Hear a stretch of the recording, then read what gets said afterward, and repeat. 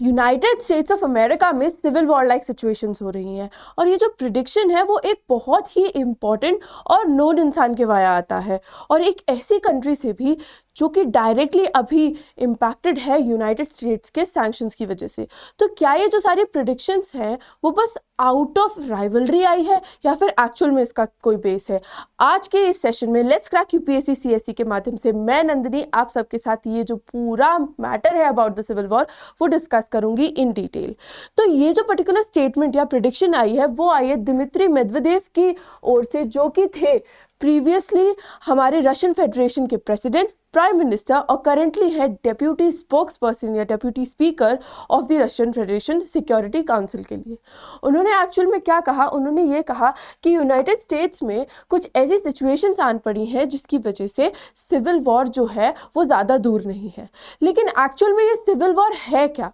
तो civil war कोई भी ऐसी कंडीशन है जो कि वायलेंस का यूज करके ऑर्गेनाइज ग्रुप्स के वाया एक कंट्री में जो है टेंशन का माहौल क्रिएट करती है, एक वॉर लाइक सिचुएशन जो है उसको क्रिएट करती है। बेसिकली ये जो सिचुएशंस है वो कैसे अराइज हो सकती हैं, अगर हम इस पॉइंट को समझे तो हम देख पाएंगे कि जब भी इंसर्जेंसी होगी वाया वेरियस ग्रुप्स या कोई भी प्रॉब्लमैटिक सिचुएशन आएगी किसी भी दो या उससे ज़्यादा ग्रुप्स के बीच में, तब हम कह सकते हैं कि एक सिविल वॉर लाइक जो सिचुएशन है वो क्रिएट हो रही है। We have to make sure कि वॉर जब हम किसी भी सिचुएशन को कहते हैं तो वो वैसी ही सिचुएशन होगी जहाँ पे कुछ ऐसा माहौल है कि जो सिचुएशंस है उस पर्टिकुलर जगह की वो इमरजेंसी वाली हो सकती हैं। अब इस पर्टिकुलर चीज़ से, इस पर्टिकुलर वॉर से किस किस का पोटेंशियली फ़ायदा हो सकता है? क्योंकि जब भी देखा गया है कि अगर कोई भी ग्लोबल कॉन्फ्लिक्ट होती है या फिर कोई भी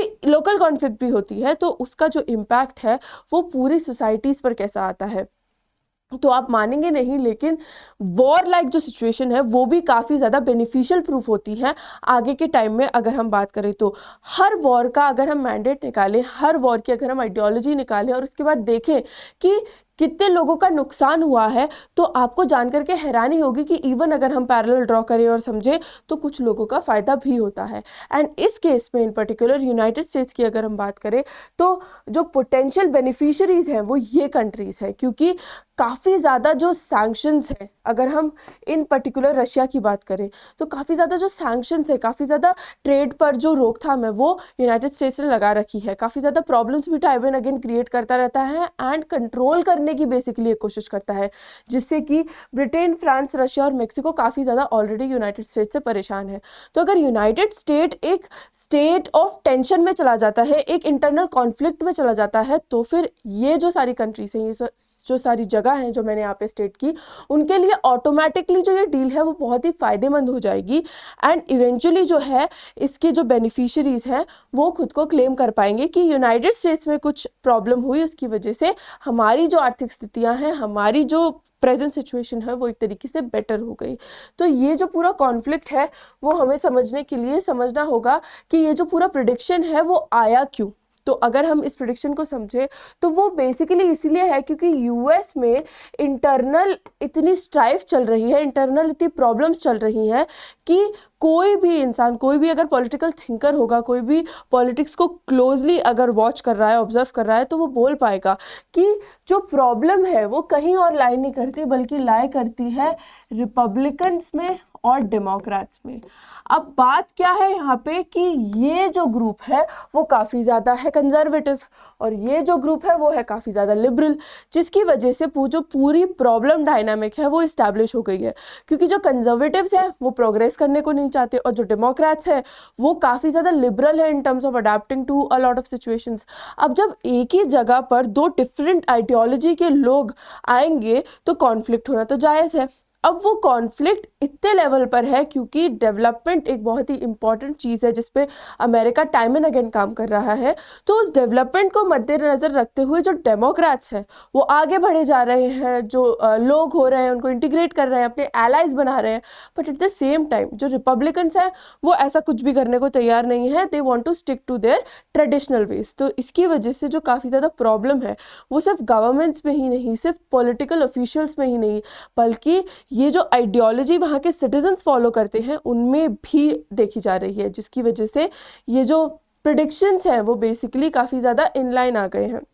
और ये पहली बार नहीं है कि ऐसे प्रिडिक्शन आए, ये प्रिडिक्शंस टाइम एंड अगेन आ चुके हैं। इनफैक्ट जो सबसे ज़्यादा सिचुएशंस हम देखें तो 2023 से कुछ ज़्यादा ही प्रॉब्लम्स जो है वो क्रिएट हो रही हैं। एंड ये जो पूरी सिचुएशन है, आपको जानकर के हैरानी होगी कि यूनाइटेड स्टेट्स के ही एक पब्लिकल वीकली में हुई है जिसका नाम है न्यूज़ वीक। तो न्यूज़ वीक में ये पूरी जो बातचीत थी वो की हुई। एंड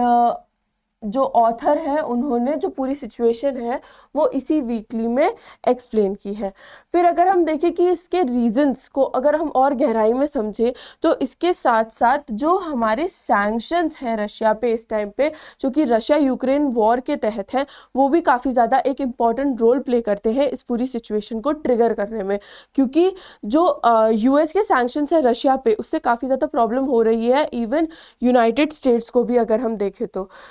अगर हम इस पूरे सेशन को आगे बढ़ाएं उससे पहले मैं आपको बताना चाहूँगी कि हमारा जो कोर्स है जिस पे डिस्काउंट चल रहा है वो आज के आज ख़त्म हो जाएगा। तो बिफोर ये जो सिचुएशन है वो लैप्स हो, आप यूज़ करें कोड NST Live, जिसके वाया आपको जो मैक्सिमम बेनिफिट्स हैं वो अवेल हो जाएंगे। एंड आपको ये जो कोर्स है वो करीब करीब 50% डिस्काउंट पर मिल जाएगा। हम लोग CSAT, प्रीलिम्स, मेंस हर एस्पेक्ट को क्लियर करते हैं, इसीलिए आप लोग से रिक्वेस्ट है कि आप जाके प्लेटफॉर्म को थोड़ा सा एक्सप्लोर करें, समझें, और अगर आपको ठीक लगता है तो आज के आज इस ऑफर का फ़ायदा उठाएं and subscribe to the platform for UPSC CSE अगर आप अपनी प्रेपरेशन को चालू करने वाले हैं तो। अब अगर हम समझें कि जो मेदवेदेव हैं वो किस डिसअरे की बात कर रहे हैं, किस प्रॉब्लमेटिक आइडियोलॉजी की बात कर रहे हैं, डिवाइड की बात कर रहे हैं, तो हम देख पाएंगे कि अपार्ट फ्रॉम जो हमने पीछे डिस्कस किया democratic and Republicans, apart from this एक और प्रॉब्लम है जो फॉलो ऑफ कर रही है इस टाइम पे, जो कि है डिवीजन बिटवीन द एलिट्स। क्या हो रहा है इस पर्टिकुलर केस में कि जो एलिट्स हैं वो बिल्कुल भी आगे आने की कोशिश नहीं कर रहे हैं, कोई भी प्रॉब्लम जो है उसको रिजॉल्व करने की कोशिश नहीं कर रहे हैं, बल्कि जो डिस्कॉर्ड है, जो डिस्टर्बेंस है, उसको इनफैक्ट और ज़्यादा तूल दे रहे हैं और ज़्यादा बढ़ा रहे हैं, जिससे अगेन जो कंट्री है वो डिस्टेबलाइज हो रही है। ही ऑल्सो सेड कि अमेरिका की जो करंट सिचुएशन है वो इन पर्टिकुलर इसी डिस्कॉर्ड की वजह से है, और इसी प्रॉब्लम की वजह से, इसी डिवाइड के चलते जो सिविल वॉर है वो बिल्कुल भी दूर नहीं है, इससे प्रॉब्लम जो है वो बढ़ती ही जा रही है।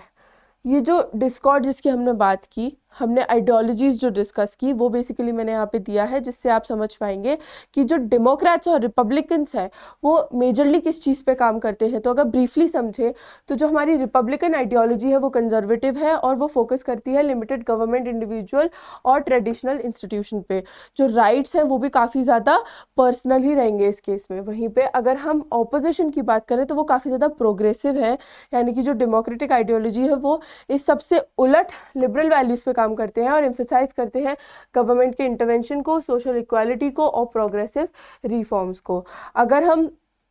जो हमारे डेमोक्रेट्स हैं उनकी और बात करें तो इनफैक्ट इस सब के बावजूद वो पॉलिसीज़ जो कि हेल्थ केयर रिफॉर्म्स पर काम करती है और क्लाइमेट एक्शन पे काम करती है उस पर भी काम कर रहे हैं। एंड वी ऑल नीड कि हम लोगों को सब कुछ पता है कि अभी के टाइम पे जो डेमोक्रेटिक आइडियोलॉजी है is something that is required at the moment, and hence we need to focus on that सबसे पहले, एंड रियलाइज़ की जो कंट्री है उसके लिए बेनिफिशियल क्या है। बट अगेन आइडियोलॉजी का जो डिफरेंस है उससे एक टसल बरकरार है, उससे एक जो प्रॉब्लम है वो कंटिन्यूम पे आ ही रही है। फिर अगर हम समझें कि ये जो क्लेम्स हैं उससे क्या क्या हो सकता है, तो मेदवेदेव ने एक और प्रेडिक्शन की और कहा कि US जो है वो एक ऐसी परिस्थिति में पहुंच सकता है कि इस पूरी सिचुएशन के चलते कोलैप्स हो जाए। अब कोलैप्स की जब बात आती है तब बहुत ही ज़्यादा जो ये सिचुएशन है वो और प्रॉब्लमेटिक हो जाती है, क्योंकि कोलैप्स से जो डायरेक्ट इम्पैक्ट है वो देखा जा सकता है कि जो कंट्री है वो सीधे सीधे डूबेगी। अगर इसके रीजंस की हम बात करें और इस कोलैप्स को हम समझने की कोशिश करें कि कैसे जो यूनाइटेड स्टेट्स ऑफ अमेरिका है वो ड्रॉप डाउन हो सकता है, तो वो ऐसे हो सकता है कि ही क्लियरली स्टेटेड कि अमेरिका जो है उसको अपनी परिस्थिति के बारे में पता है, ये सारी जो सिचुएशंस है मेजरली एस्केलेट होती ही होती हैं। And there is a reason कि जो यूनाइटेड स्टेट्स है, जो हॉलीवुड है, वो इतनी ज़्यादा मात्रा में जो है मूवीज़ बना पाता है सिविल वॉर लाइक सिचुएशंस पे, क्योंकि इन पर्टिकुलर वो फेस कर चुका है या फिर उसको प्रिडिक्शन हो जाती है। तो ये एक तरीके से एक बहुत ही सार्कास्टिक कमेंट जो था वो न्यूज़ वीक में दिया गया via Dmitry Medvedev. He said कि वो इमिनेंट कोलैप्स जो है वो एक्सपेक्ट करते हैं, वो एंटिसिपेट करते हैं, और जो अनरेस्ट टाइम एंड अगेन होता रहता है यूनाइटेड स्टेट्स ऑफ अमेरिका में, वो भी वो प्रेडिक्ट करते हैं, जिसकी वजह से बहुत उनको जो सिचुएशन है उसका बिल्कुल रियलिटी चेक है, ग्राउंड लेवल चेक है, और उनको पता है कि अगर किसी भी स्टेट ऑफ वॉर में हमारी कंट्री जाती है तो बहुत इजी होगा कि United states of America will collapse one day, जैसा कि हम मूवीज़ में देखते हैं। तो जो सिचुएशन है वो इतनी ज़्यादा डायर है, जो सिचुएशन है वो इतनी ज़्यादा इंटेंस है,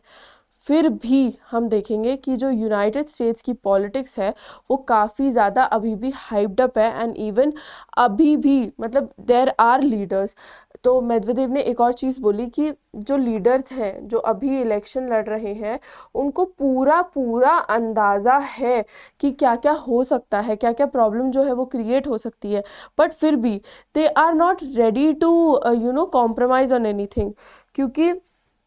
अगर हम मेदवेदेव के इस पूरे स्टेटमेंट को एनालाइज करें ना तो हम समझेंगे कि जो पूरा स्टेटमेंट दिया गया है ना उसकी जो आइडियोलॉजिकल थॉट है, जो बैकग्राउंड थिंकिंग है इस पूरी चीज़ में, वो सिर्फ इतनी है कि जो रशिया का स्ट्रेंथ है वो मेदवेदेव को दिखाना है कि अगर आप किसी भी ऐसी सिचुएशन में नहीं पड़ना चाहते यूनाइटेड स्टेट्स जिसमें आपकी जो कंट्री है वो कोलैप्स हो जाए, तो you better remove the sanctions from us, क्योंकि जो आपका ट्रेड है, जो आपकी पॉलिसीज़ है वो बेटर फंक्शन करेंगी अगर आप हमको एक लेवल पर कंसिडर करें। अगर आप हमको कंसिडर नहीं करेंगे तो आपकी जो स्टेट है वो अनरेस्ट में चली जाएगी, आपको प्रॉब्लम क्रिएट होगी, एंड इवेंचुअली आपका कंट्री जो है वो कोलैप्स हो जाएगा। तो before it's too late shake hands with us. तो ये जो पूरा स्टेटमेंट और ये जो पूरा स्टेटस को सेट किया गया दिमित्री मेदवेदेव के द्वारा, वो मेजरली इन्हीं लाइंस पे था। एंड यू सी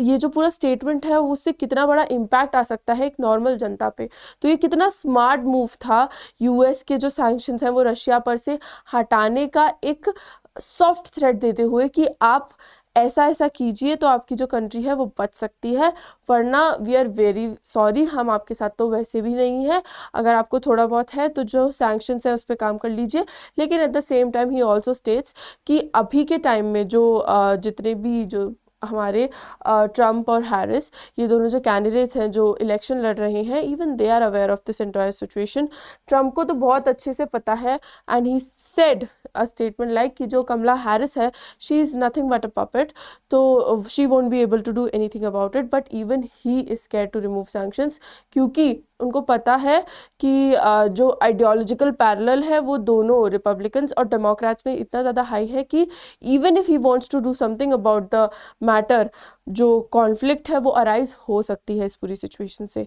तो यही थी जो पूरी सिचुएशन थी जो कि हमने डिकोड की इस पूरे सेशन में, समझने की कोशिश की कि ये जो स्टेटमेंट आया वो क्यों आया और क्या सिविल वॉर लाइक सिचुएशन इतनी इजीली अराइज हो सकती हैं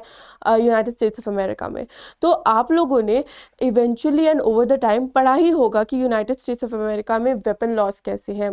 जो उनकी इंटरनल कॉन्फ्लिक्टिंग स्टेट है वो कैसी है, जो सिचुएशंस है टाइम एंड अगेन वो कैसे डिटोरिएट या प्रोग्रेस होती रहती है। तो इस सब के बेसिस पे मैं आप सबसे एक सवाल पूछना चाहूँगी कि आप मुझे बताएं कि क्या आपको लगता है कि जो दिमित्री मेदवेदेव है वो उन्होंने जो स्टेटमेंट दिया वो रेलेवेंट है? क्या आपको लगता है कि जो सिविल वॉर लाइक सिचुएशन है वो यूनाइटेड स्टेट्स में काफ़ी जल्दी अराइज हो सकती है? अगर हाँ तो कमेंट सेक्शन में मुझे लिखकर ज़रूर बताएं जो भी आपका पॉइंट ऑफ व्यू है, and even if it is a no तो भी मुझे बताएं कि आपको ऐसा क्यों लगता है। क्योंकि एक ओपन थॉट को फॉर्डर करने के लिए, एक ओपन थॉट को नरिश और नर्चर करने के लिए बहुत इंपॉर्टेंट है कि हम डिस्कशन करें। तो इसीलिए मैं चाहूँगी कि आपने अगर जिसने भी ये जो सेशन है वो अंत तक देखा वो इस पर कॉमेंट ज़रूर करे और अपना पॉइंट ऑफ व्यू बताए, क्योंकि जो इंटरनेशनल रिलेशंस और जियोपॉलिटिक्स है वो डिस्कशंस के वाया ही नर्चर होती है, एंड हमें जितना ज़्यादा डिस्कशन करना होगा वो हम करेंगे to eventually have a better understanding of the topics that we discuss in the class.